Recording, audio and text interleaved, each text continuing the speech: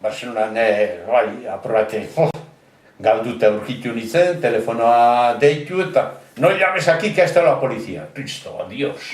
Eta orduen nik Barcelona zer egingo dut. Eta hor bai, eta gogoratu nintzen, apaiz ikasle nintzela, Saturranen, Derioko jente bat, ez dakit nok asmatuta ere, baina katalan batzukin alkartu ginen hor. Eta izenak ingeldu ditu nintzen. Eta bueno, jode, zer egingo dut. Galdetu nuen seminarioa nuen, taziz bateke eraman ninduen, seminarioa sartu nintzen, apaiz itxura. Eta bueno, serían, oye, mira, a ver, yo conozco de hace mucho tiempo, porque yo estuve en el seminario, en nion zerrezan apaisan nintzenik ere,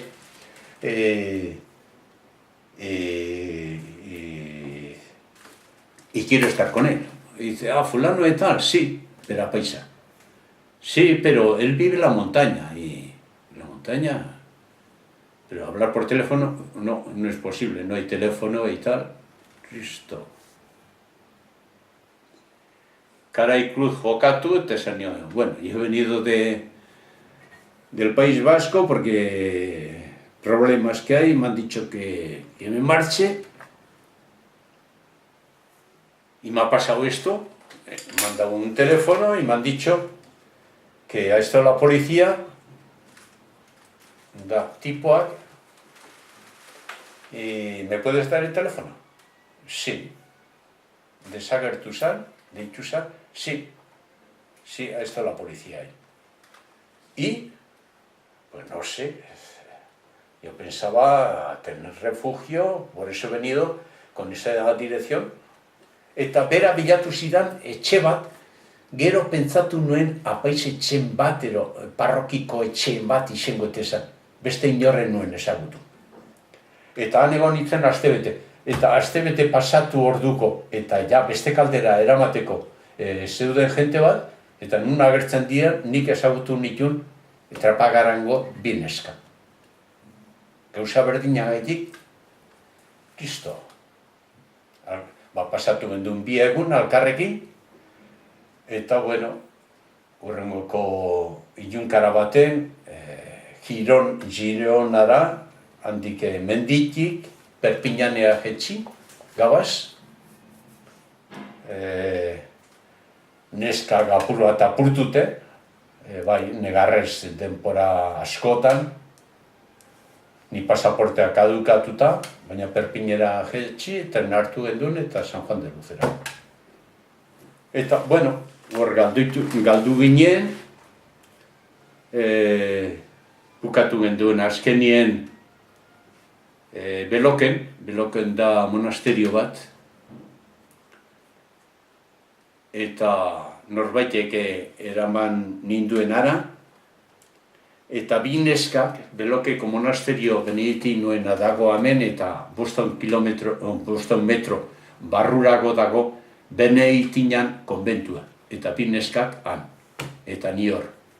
Eta halako baten agertu ziren beste bi muti trapagaranekoak, eta monasterian hasi ginen bizitzen, eta jaten gendun eta lo egin, eta beste bat eskapatuta du bai. Eta praia batek esan zion, a ver, ¿qué es lo que pensáis hacer? Jo, pues no sabemos nosotros. Da esan yo, pues este es cura y yo también somos curas.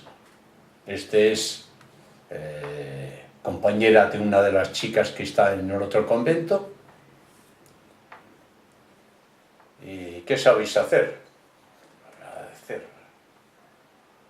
No, para buscar trabajo.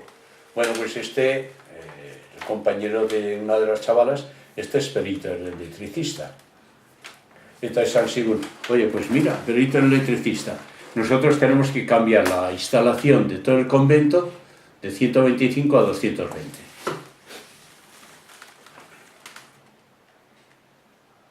Juan Joye galdetu zion, ¿podíais hacer eso? Perito electricista, sí, eso está hecho, eso no supone ninguna... Quitar cables y añadir nuevos cables de mejor calidad y instalar todo el comando. Eta hori urte bete, apurba gora bera.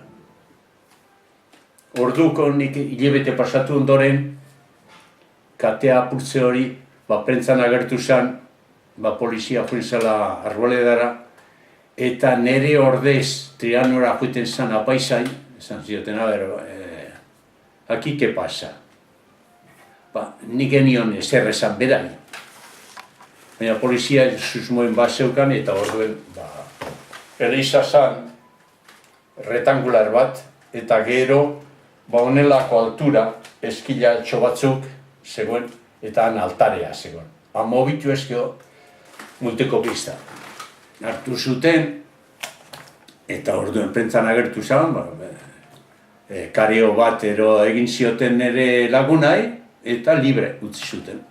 Eta ja, lau hilabete geru hau, ezer esan pasatu, eta orduen nik pentsatu nuen, nik hemen soberanago, eta ekarri ninduen bezala, beste bati esango diot, eta bilatu zidaten lana.